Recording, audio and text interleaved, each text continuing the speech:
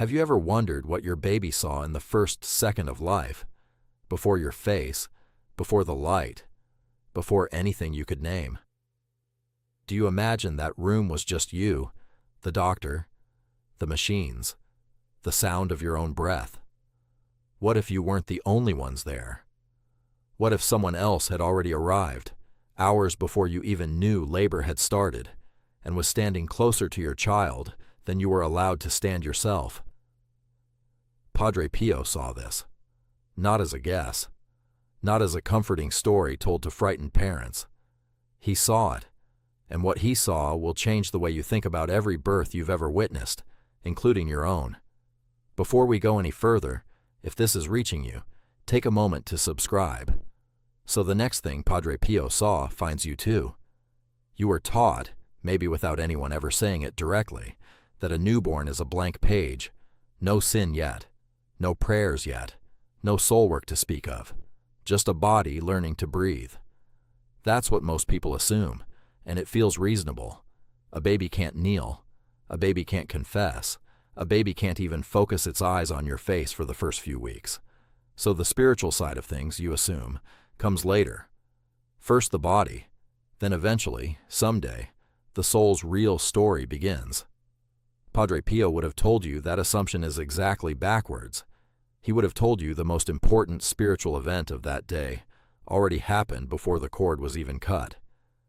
Not a baptism, not a blessing said by a priest.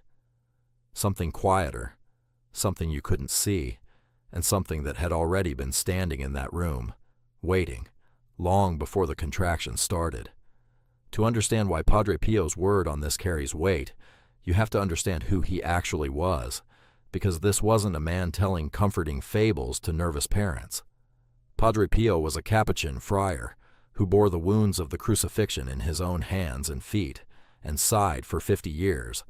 Real wounds, bleeding wounds. He lived with one foot in this world and the other in the next, and he suffered for it every single day of his life.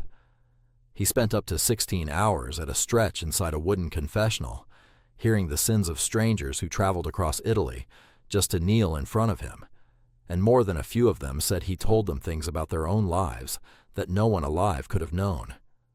He was not a gentle-sounding man for the sake of being gentle. He said true things, even when true things were hard to hear. That's the man who spoke about your child's guardian angel like he had personally watched one at work. And from the time he was a small child himself, Padre Pio said he could see his own. He gave him a name, the way you might name someone you trusted completely. He called him Angelino, not a metaphor, not a turn of phrase for children's storybooks. Padre Pio said he spoke with this angel the way you'd speak to a companion who never left your side, and he kept speaking to him for the rest of his life. That's the perspective this whole video is built on. A man who didn't have to imagine the invisible world, because for him, it wasn't invisible at all. He wrote to one of the women he guided spiritually, a woman named Raphaelina, and what he told her is the center of everything you're about to hear. He wrote, "How close to us stands one of the celestial spirits, who from the cradle to the grave never leaves us for an instant. He guides us. He protects us like a friend, like a brother." Read that again slowly. From the cradle, not from your first communion, not from the day you're old enough to understand what a soul even is. From the cradle, from the very first hour you existed outside your mother's body. This is not a story about a guardian angel that shows up once you're old enough to need protecting from the world. This is about a companion who was already standing beside you before you had a name, before you had opened your eyes, before your own parents had finished counting your fingers and toes. Think about the room your child was born in, or think about the room you were born in, because this is your story too. You picture the people who were there, the doctor's hands, maybe your mother gripping the bed rail, maybe a nurse checking a monitor. That's the human list, and it's the only list most people ever write. Padre Pio would have added a name to it, one you couldn't see, one who wasn't holding an instrument or checking a clock, but who was there anyway, closer to your child than anyone else in that room, because that's exactly where he was assigned to be. The Church has always taught something very close to what Padre Pio lived every day. It's written in the Catechism, in a passage that doesn't get read often enough for how enormous it actually is. It says that from infancy to death, human life is surrounded by the angels' watchful care and intercession. And it quotes an older teaching, one that's been passed down for centuries. Beside each believer stands an angel, as protector and shepherd, leading him to life, from infancy, not from later, not from whenever you finally start paying attention to your own soul, from infancy, meaning from the very first days you drew breath. This isn't some fringe idea that one mystic invented on his own. This is the settled teaching of the Catholic Church, repeated in her official catechism, taught by saints for 2,000 years. Padre Pio didn't invent the guardian angel. He simply saw, with his own eyes, what the rest of us are only asked to believe. And here's where it gets almost impossible to sit still with. Scripture doesn't just say the angel arrives once trouble finds you. It says the angel is sent ahead. In the book of Exodus, God says it plainly.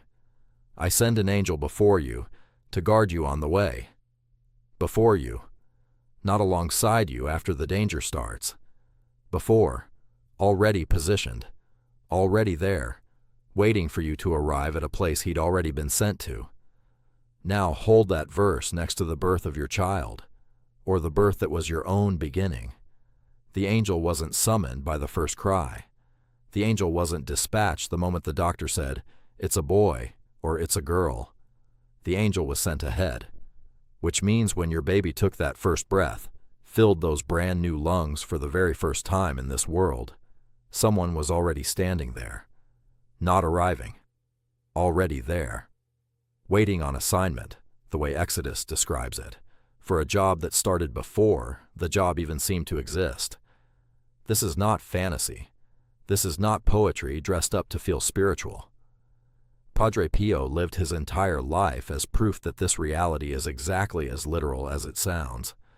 Think for a moment about what it must have looked like from where that angel stood. Not from your side of the room, where everything is noise and fear and hope tangled together. From the other side.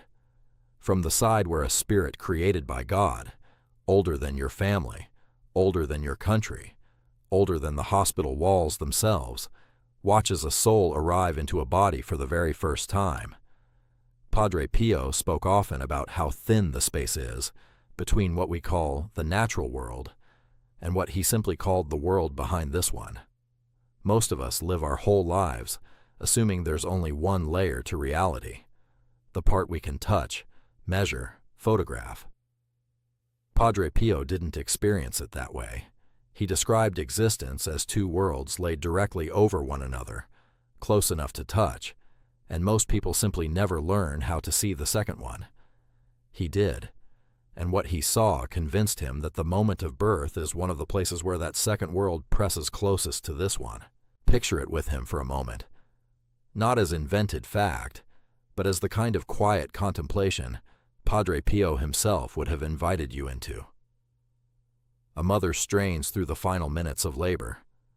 A father stands frozen, useless in the way fathers often feel in that moment, wanting to help and having no hands that can do anything at all. And in the space just beside the newborn, unseen by either of them, stands the one being in that room whose entire purpose, from that instant forward, is the safety of that child's soul. Scripture tells us that the angels of little ones always behold the face of God the Father.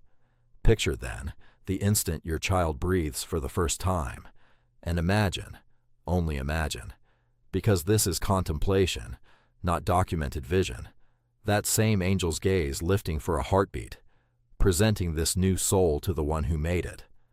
That image is ours to hold in prayer. It is not a claim about a scene Padre Pio witnessed, but it is exactly the kind of nearness his life points us toward. That's the invisible world Padre Pio lived inside of, not a metaphor for feeling safe. An actual population of spirits, personal, individual, each one assigned, each one present, doing work you were never meant to see with your own eyes. Padre Pio once told a woman who came to him terrified about her pregnancy, worried she wasn't strong enough, worried she'd fail her child, before it even had a chance to know her, something that has been repeated by those who remembered his direction to the anxious and the frightened. He would grab a person by the arm when he wanted the words to land, and he would say, "Do you know you are not alone in this?" Not a soft platitude, a correction.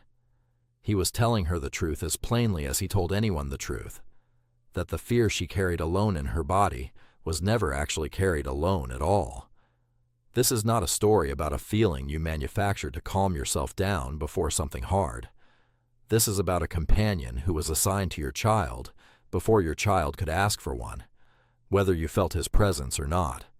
Think about the frightened first-time mother, alone in a hospital bed at 3 in the morning, contractions rolling through her like a tide she can't control, her husband asleep in a chair because exhaustion finally won, a nurse down the hall, and no one close enough to hold her hand through the worst of it.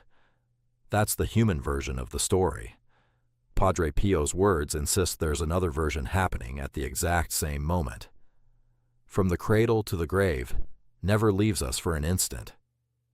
Not usually, not when convenient, never, not for an instant.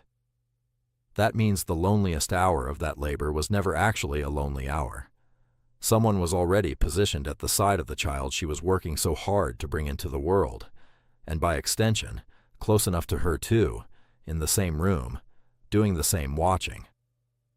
Think about the father, pacing a linoleum hallway because he isn't allowed in the room yet, or standing frozen beside the bed, feeling like the most useless man alive, because there is nothing his hands can do to make this easier for the person he loves most. He wants to protect her. He wants to protect the child he hasn't even met. And he can't. Not really. Not in the way his body wants to. Padre Pio's teaching doesn't erase that helplessness, but it reframes it. The protection that Father is desperate to give was already being given, by a set of hands he could never see, working on a level his own hands could never reach. This is not theory.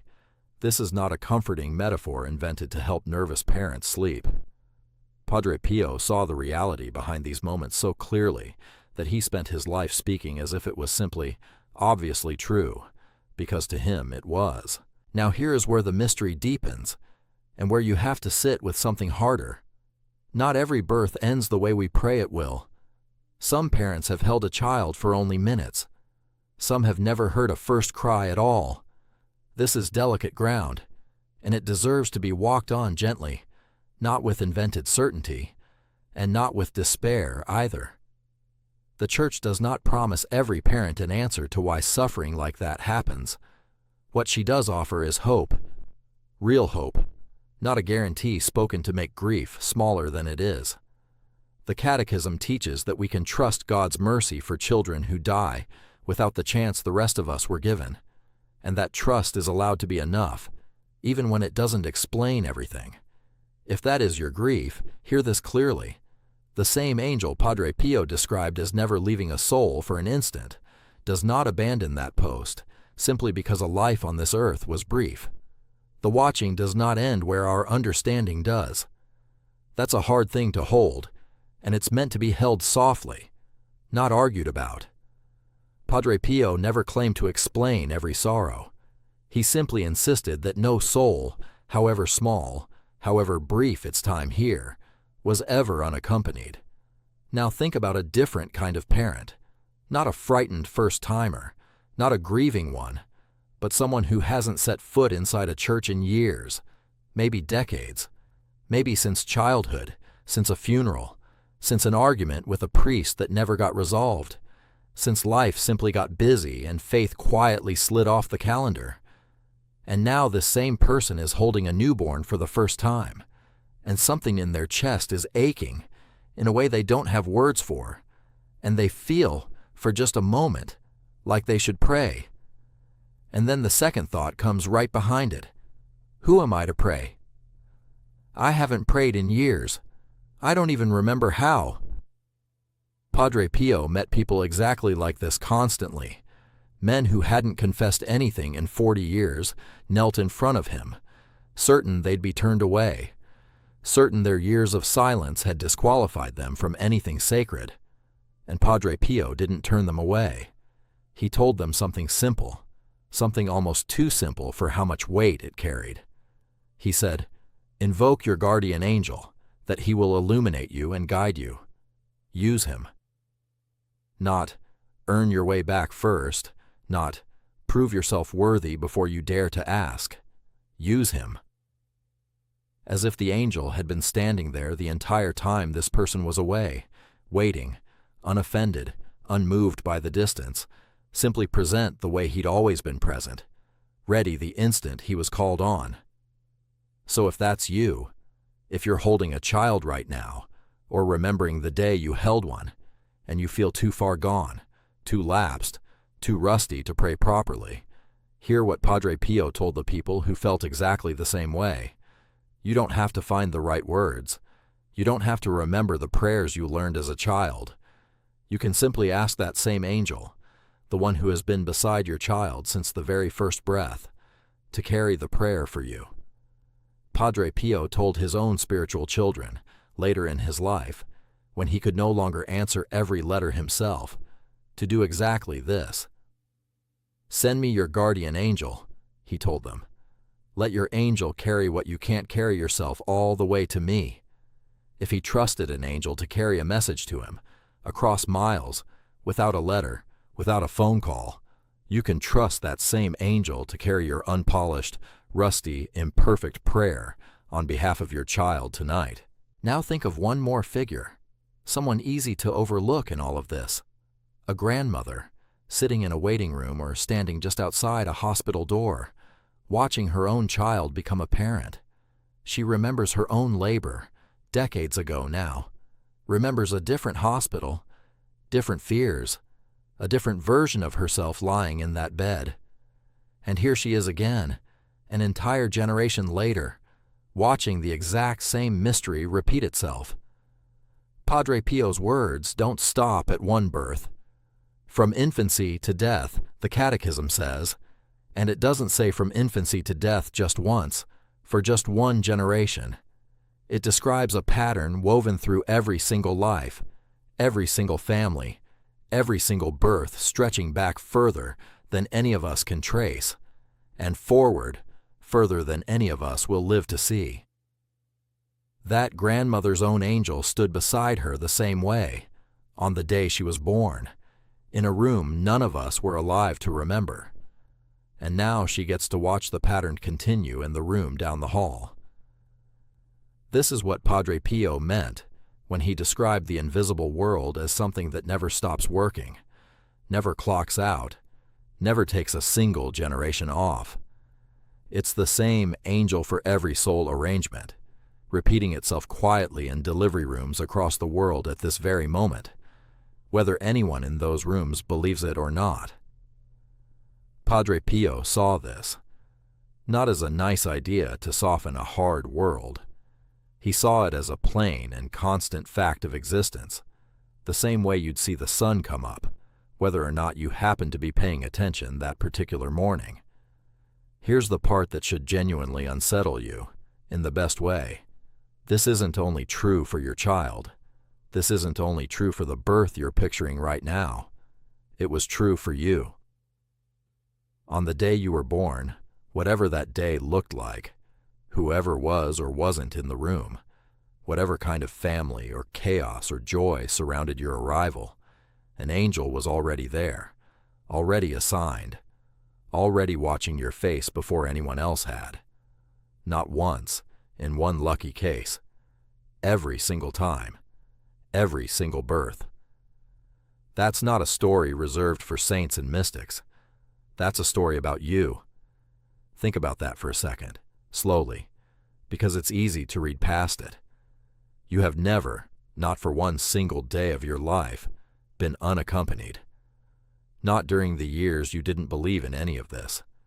Not during the years you were angry at God, or too busy for God, or simply never thought about God at all. Padre Pio's words don't say the angel leaves when you stop noticing him, They say he never leaves, not for an instant. That means right now, reading this, in whatever room you're sitting in, that same presence Padre Pio described at your birth is still exactly where he's always been, beside you. And this is where the invitation becomes personal, not historical. Padre Pio didn't just teach about guardian angels the way you'd teach a fact in a classroom. He used his, constantly, deliberately. He told the people he guided to do the same, to actually speak to this companion the way you'd speak to someone standing next to you, because that is, quite literally, what he believed was happening. There is an old prayer the Church has handed down for exactly this purpose, one you may have learned as a child and never said again since. Angel of God, my guardian dear, to whom God's love commits me here, ever this day, be at my side, to light and guard, to rule and guide. Padre Pio would tell you that prayer isn't sentimental language for children's bedtime rituals. It's a direct address to someone who is actually there, actually listening, actually working on your behalf, whether you say the words or not. So tonight, when you put your own child to sleep, or when you close your eyes yourself, try something Padre Pio himself did every day of his life. Don't just think about your guardian angel as an idea. Speak to him. Ask him to watch your child the way he's already been watching. Ask him to carry the prayers you don't have energy left to finish. You don't need special words. You don't need permission. You simply need to remember he's there, the same way he was there on the day you took your very first breath. Consider for a moment how much of your life has been quietly shaped by a presence you never had to earn and never had to summon. Padre Pio didn't describe the guardian angel as a reward given to the especially holy or a comfort reserved for the especially devout. He described it as a gift given at the very start, before you'd done a single thing to deserve it, before you could have possibly done anything at all. That's worth sitting with. Grace, in this case, arrived before merit ever had the chance to. Think about how differently you might move through a hard week if you actually believed that. Not as a nice thought to reach for during a crisis, but as a plain, unremarkable fact of your existence, the way you believe the floor will hold your weight when you stand on it. Padre Pio lived exactly this way. He didn't reach for his guardian angel only in moments of desperation. He spoke of him the way you'd speak of a brother who lived in the same house, present in the ordinary hours, not just the emergencies. That's a hard habit to build, because the world trains you to trust only what you can verify with your own eyes. But this is precisely why Padre Pio's witness matters so much. He wasn't speculating about an invisible world he'd only read about in old books. He said he saw it, not as a metaphor for intuition, not as a poetic turn of phrase for a general sense of protection, but as an actual, personal, named companion he'd spoken with since he was a small child, right up until the last years of his life, when the stigmata had worn his body down and half of Italy came to kneel at his confessional window. He saw it. Not once. Not in a single mystical flash he later doubted. Over and over, across decades, in ordinary daylight as much as in ecstatic prayer, Padre Pio saw the world behind this one pressing up against the world we all agree is real. And of everything in that hidden world, the guardian angel, quiet, constant, unglamorous, was the one he returned to most often when he spoke to the people who came to him for help. There's a story told about Padre Pio in prayer, seen by one of the other friars who lived alongside him, a man named Father Agostino. He reportedly found Padre Pio in a state of deep prayer, seemingly speaking with someone who wasn't visibly there. Whatever passed between them in that moment was private, known fully only to Padre Pio himself. But it's exactly the kind of witness that should make you pause. A man surrounded by fellow friars, a man whose entire life was documented, examined, and later studied in enormous detail as the Church built what's called the positio, the file assembled to determine whether someone should be recognized as a saint. A man like that was, by multiple accounts, seen speaking to a companion no one else in the room could perceive. Whatever you make of that, it should tell you Padre Pio didn't only preach about the invisible world in sermons. He appeared to live inside it, daily, the same way you and I live inside the world of traffic and grocery lists and phone calls. That's the man telling you your child was never alone in that delivery room. That's the man telling you that you were never alone in yours. Now bring all of it back to the room. The one your child was born in, or the one you were born in, decades or months or weeks ago. Strip away everything you assumed about that morning or that night. The exhausted nurses, the hum of machines, the relief or the terror, or the tears, whichever combination filled that space for your family. Underneath all of it, according to everything Padre Pio believed and lived and taught, there stood one more presence, closer to that child than anyone with hands and a heartbeat was permitted to stand. Not summoned by the first cry, already there, already assigned, already at work. This is not a story about a prayer you already knew and simply forgot to say. This is about a companion who has quite literally never left your side, not for a single hour of your entire life, whether you noticed him or not, whether you believed in him or not, whether you were the kind of person who prayed every night, or the kind who hadn't prayed in years. Padre Pio would tell you the same thing he told the anxious mother, the same thing he told the man who hadn't confessed in 40 years, the same thing he told every frightened soul who ever knelt in front of him seeking proof that they mattered to God. You were never as alone as you felt, not then, not now. Do you imagine your child's guardian angel arrived sometime after the crib, after the first birthday, after the first prayer taught by careful parents at bedtime? Padre Pio saw the truth, and the truth was simpler and closer than that. The angel was already there, in that room, at the very first breath, standing where no hospital camera could ever capture him, doing work no nurse could ever chart. From the cradle to the grave, never leaving for an instant. That was true the day your child was born. It was true the day you were born. It is true tonight, in whatever room you are sitting in right now. Say the prayer. Not because it needs to be perfect, not because you remember every word correctly. Say it because someone is actually listening, the same way he was listening on the very first day you ever breathed. Pray now. Speak to him now. Trust that the presence Padre Pio saw with his own eyes has never once, in your entire life, left your side.